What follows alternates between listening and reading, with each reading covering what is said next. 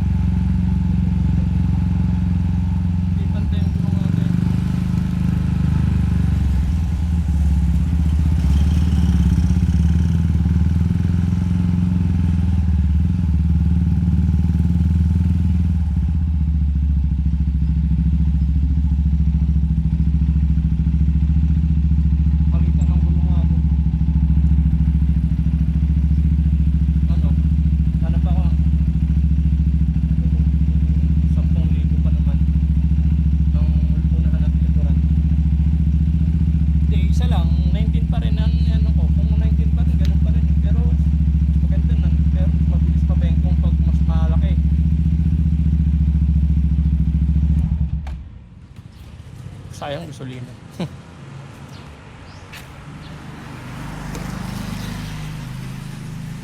Magkano sila? Bumili ng ano yun. Butane. Bumili sila butane.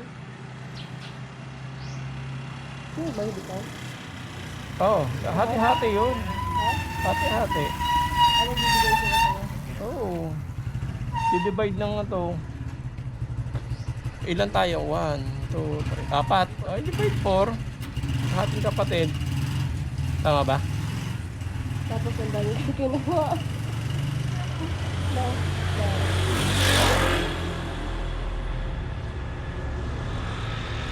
Sabi mo, tag 1,000 lahat. Divide 4.